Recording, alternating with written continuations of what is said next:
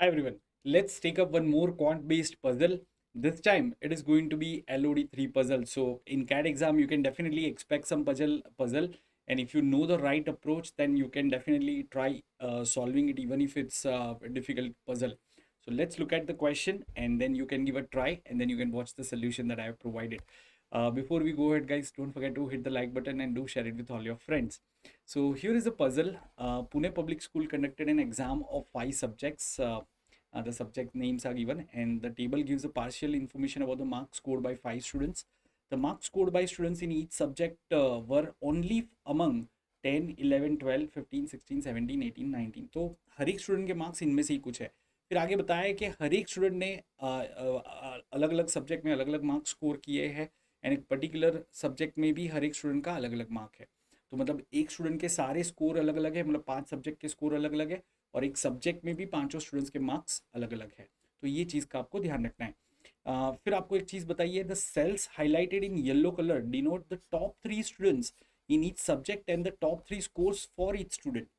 तो इसका मतलब मैं जस्ट बता देता हूँ, फिर आप ये क्वेश्चन को खुद से ट्राई कर सकते हो. जैसे अगर आप गौरी की बात करते हो तो गौरी के टॉप 3 स्कोर्स थे वो ज्योमेट्री, इंग्लिश एंड इकोनॉमिक्स में है. ठीक है. स्टैटिस्टिक्स एंड अलजेब्रा में डेफिनेटली इनसे कम स्कोर है. तो सीधा सीधा यहाँ पे आप बता सकते हो कि अगर टॉप 3 में एक स्कोर 12 है तो उससे नीचे क्या वैल्यूज बचेंगे, सिर्फ 10 एंड 11. तो आप कह सकते हो कि अलजेब्रा में उसका 10 या 11 होगा, यहाँ पे 11 या 10 में से कोई एक होगा. सिमिलरली अगर आप सपोज अलजेब्रा सब्जेक्ट को देखते हो तो उसमें टॉप 3 स्कोरर येलो कलर से हाईलाइट किए हुए हैं, तो बाकी 2 स्टूडेंट है उसके वो टॉप 3 से कम ही मार्क्स हो गए. तो ये चीज़ का आपको ध्यान रखना है. अब आपको कुछ एडिशनल इन्फॉर्मेशन यहाँ पे दे रखी है and using this you need to solve the question. So let me show you the questions based on this set. If you want, you can pause it over here, give a try for each question, and then you can watch my solution. And do let me know in the comment section how many questions did you get right, how much time did you spend, so that other students can also get an idea. Because sometimes what happens, I mean, if a student takes say 12-15 minutes in solving a set, then he or she feels कि यार मैंने कुछ ज़्यादा ही समय ले लिया. But जब सब लोग लिखते हैं कि यार मेरे 15 मिनट लगे, मुझे 12 मिनट लगे, मुझे 18 मिनट लगे and all, so other students will also get an idea कि यार ये कोई ऐसा सेट नहीं था जो 5-6 मिनट में सॉल्व हो जाए. राइट. तो इससे आप सबको फायदा होगा. चलो तो अभी देखते हैं इसके क्वेश्चंस को दोस्तों. सो यहाँ पे पहला क्वेश्चन है, what is the sum of the marks scored by 5 students in English. तो ये आपको बताना है.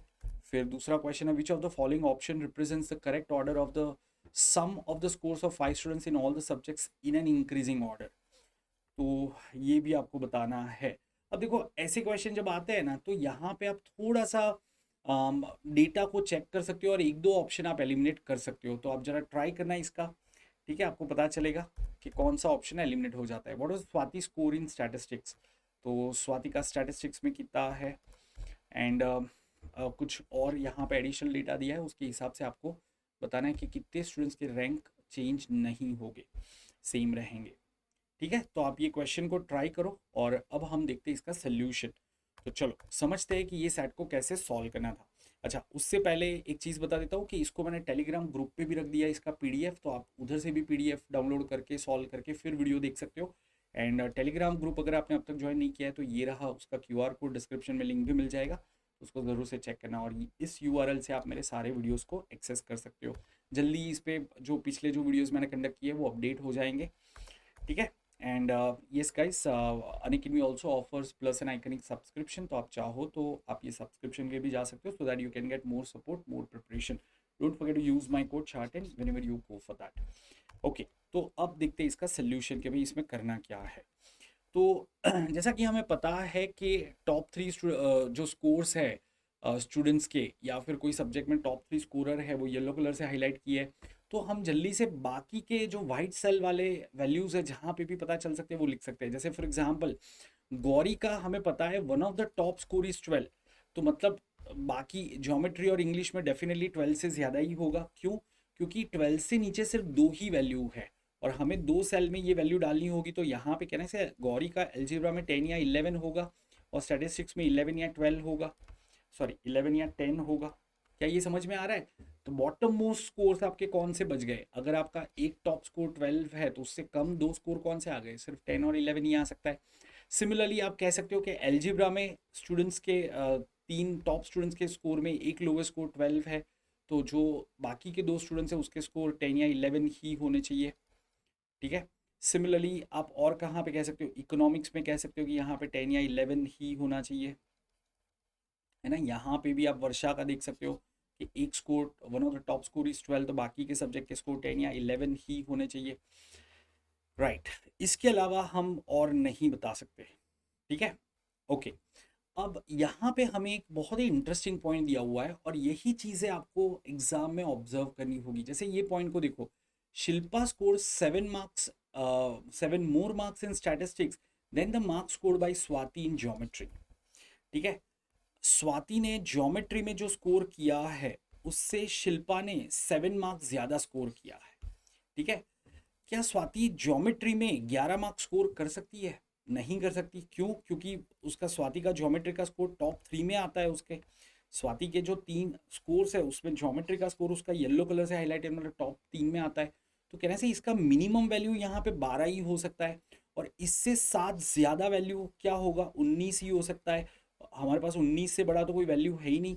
तो इससे हमें पता चल गया कि स्वाति का ज्योमेट्री में 12 ही होना चाहिए और शिल्पा का स्टैटिस्टिक्स में 19 होना चाहिए। क्या ये समझ में आया है सबको कि कैसे मैंने यहाँ पे 12 एंड 19 लिखा? अब जैसे हमें पता चल गया कि स्वाति का यहाँ पे ज्योमेट्री में 12 है, तो बाकी के जो उसके सब्जेक्ट है, वाइट सेल वाले जो सब्जेक्ट्स है उधर 10 या 11 ही होना चाहिए। सिमिलरली ज्योमेट्री में one of the highest score is 12, तो बाकी के जो लोवेस्ट स्कोर वाइट सेल्स वाले हैं वो आपके 10 या 11 ही होने चाहिए। तो इस तरीके से हम इसको कंप्लीट कर सकते हैं। अभी सवाल ये है कि भाई कहाँ पे 10 आएगा, कहाँ पे 11 आएगा, और ये थोड़ा सा इसका ट्रिकी पार्ट है। ठीक है, आपने यहाँ तक कर लिया है तो आपका एक पड़ाव हो गया। अभी आपको दूसरा स्टेज क्लियर करना है। जैसे ही वो करते हो आपका ऑलमोस्ट सेट सॉल्व हो जाएगा। तो उसके लिए हम क्या कर सकते हैं, हमें किसी के मार्क्स तो अज्यूम करने पड़ेंगे, हमें कुछ डेटा यूज करना पड़ेगा। जैसे यहाँ पे लिखा है, सेकंड पॉइंट देखते हैं, the sum of marks scored by 5 students in algebra was more than the sum of marks scored by Varsha in all subjects by 6। मतलब अगर वर्षा का अगर ऑल सब्जेक्ट का स्कोर x है तो एल्जीब्रा का बाकी सारे स्टूडेंट्स का स्कोर क्या होगा, x+6 होगा। ठीक है ना, okay. And less than the sum of marks scored by Sheetal in all the subjects by 2। ठीक है, तो ये जो एल्जीब्रा का स्कोर है वो शीतल के स्कोर से 2 कम है, तो शीतल का सारे सब्जेक्ट का टोटल स्कोर क्या होगा, x+8 होना चाहिए। क्या ये समझ में आ रहा है कि the sum of marks scored by 5 students in algebra is less than the sum of marks scored by Sheetal in all the subjects by 2। ऐसे पढ़ो, वो बीच वाला पार्ट हटा दो तो आपको समझ में आएगा किसका किससे कंपैरिजन हो रहा है। ठीक है ना, तो ये आपको ध्यान में रखना है, राइट, ओके। तो ये हमें पता चल गया है। ठीक है, तो हम क्या करते हैं, यहाँ पे वर्षा के मार्क्स कुछ अज्यूम कर लेते हैं। सपोज वर्षा का ये स्टैटिस्टिक्स में हम वैल्यू ए ले लेते हैं। ठीक है, सपोज वर्षा का स्टैटिस्टिक्स का स्कोर ए है, तो वर्षा का टोटल स्कोर कितना हो जाएगा, 12 + 15 27 plus this total is going to be 21, that is 27 + 21 is 48 plus A. तो कहने से x की जगह पे मैं लिख सकता हूँ 48 plus A. Let me use different colour. ठीक है, तो x की जगह पे मैं लिख सकता हूँ 48 प्लस ए।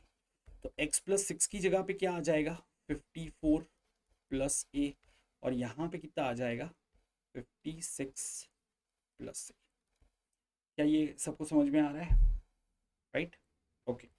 तो ये हमें पता चल गया। अभी हमें बाकी का आगे का सॉल्व करना होगा। अब अगर सपोज ये 54 प्लस ए है, तो यहाँ पे देखो एक ही सेल खाली है शीतल का, तो शीतल की वैल्यू कितनी आ जाएगी, तो दिस 10 11 11 10 टोटल अल्टीमेटली 21 होगा। 21 + 30 इज 51, 51 + 3 + ए, तो ये आपका 3 + ए आना चाहिए। शीतल का कैसे किया मैंने, एल्जिब्रा का कॉलम का टोटल मुझे पता था, तो शीतल का एल्जिब्रा का स्कोर मिल गया हमें। ठीक है, तो ये हमारा 3 + ए आ गया, राइट, ओके। अब यहाँ पे एक इंटरेस्टिंग चीज आप देख सकते हो, हमें ए का वैल्यू निकालना है। ठीक है ना, तो आप देख सकते हो कि ए जो है one of the top score है। एक स्कोर 12 है, दूसरा 15 है, ये 10 11 है, तो ए का वैल्यू 15 से ज्यादा ही होना चाहिए। ए का वैल्यू 15 से ज्यादा ही होना चाहिए। At the same time a+3 आपका मैक्सिमम कितना हो सकता है, 19 हो सकता है। कोई भी स्कोर मैक्सिमम 19 हो सकता है। So the only possible value for a is 16।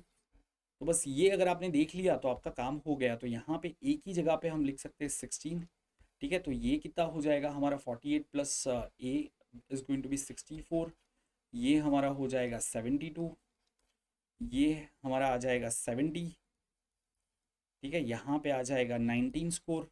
तो इस तरीके से हमें स्कोर्स पता चल जाएंगे। यहाँ मैं सीधा सीधा 16 ही लिख देता हूँ, ठीक है।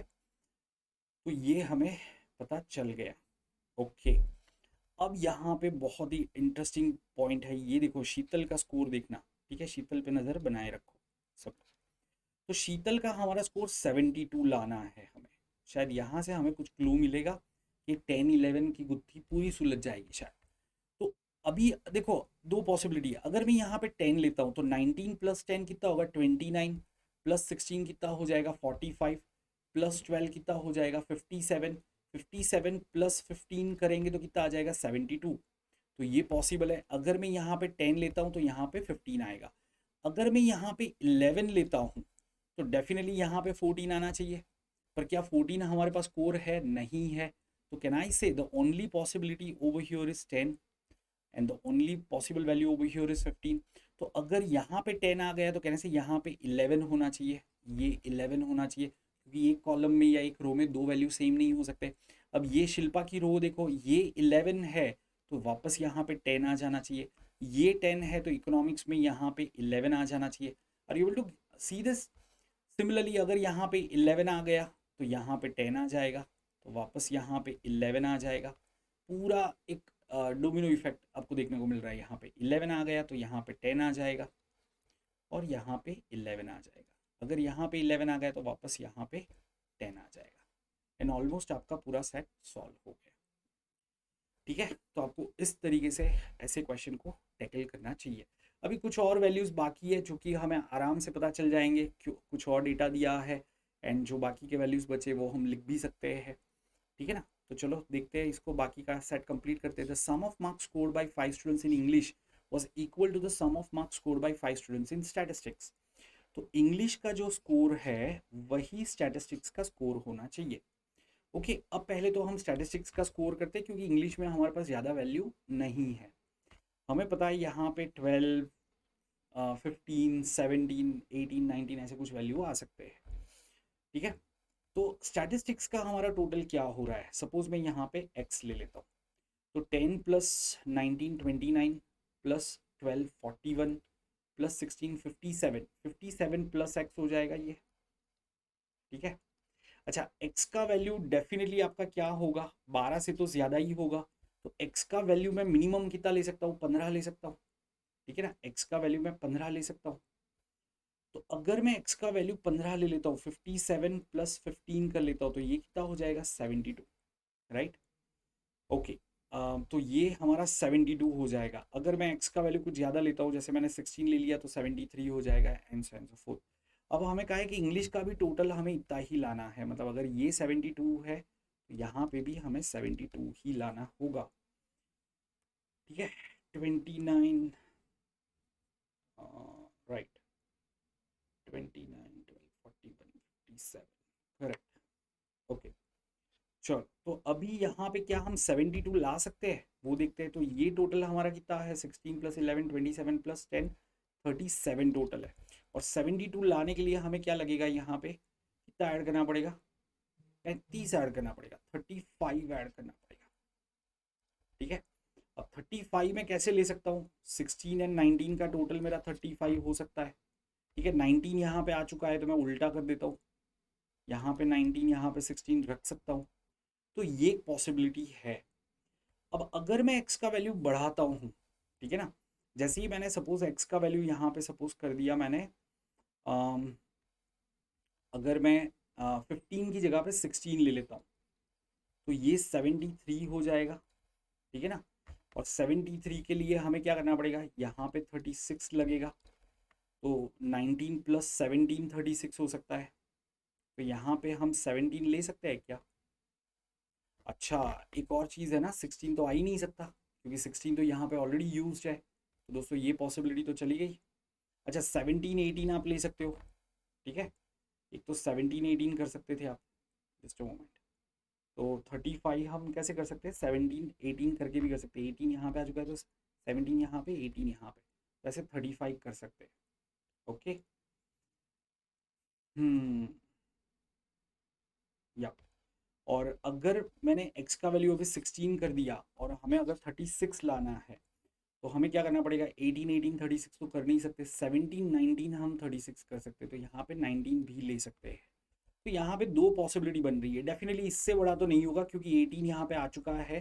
तो आपका जो x का वैल्यू है वो क्या आएगा, ये जो x का वैल्यू है वो 15 या 16 ही आएगा, ये हमें पता चल रहा है। तो अभी हम क्या करते हैं, आगे का कुछ देखते हैं कि क्या आगे हमें कुछ क्लू मिलता है। The sum of marks scored by all the students in economics was lower than that in any other subject. ठीक है, देखो अभी मेरे पास किस किस सब्जेक्ट के मार्क्स है, मेरे पास इकोनॉमिक्स के इकोनॉमिक्स का टोटल हमें पता है क्या है, तो 12 10 22 37 54 65। सो इकोनॉमिक्स का स्कोर तो 65 हो रहा है, राइट। ओके। तो हमारे बाकी सारे सब्जेक्ट में 65 से ज़्यादा ही होने चाहिए, ठीक है ना।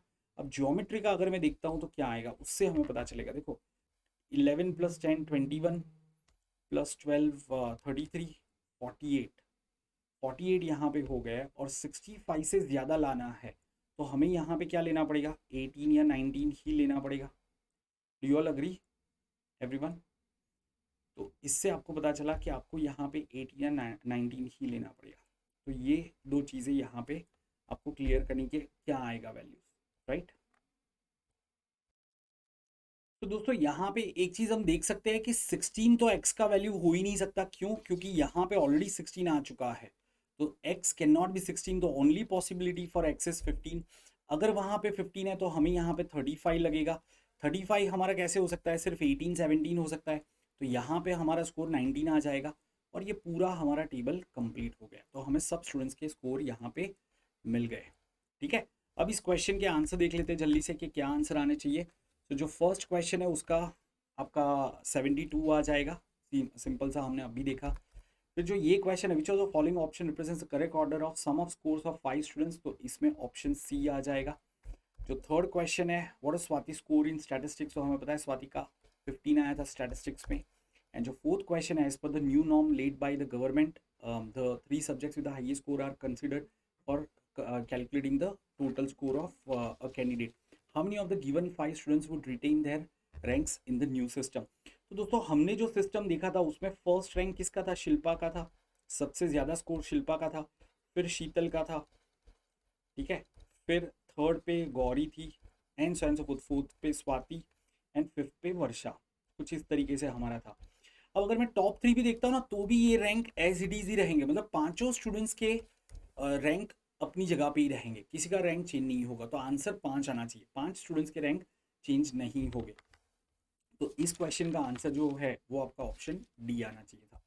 तो this is how you should have tackle this kind of set. उम्मीद करता हूँ आपको ये अच्छा लगा होगा। अगर आपको अच्छा लगा है तो कमेंट्स में ज़रूर से मेंशन करना। I feel my efforts are appreciated, क्योंकि ऐसे सेट बनाने में और उसको प्रेजेंट करने में काफ़ी सारे एफर्ट्स जाते हैं।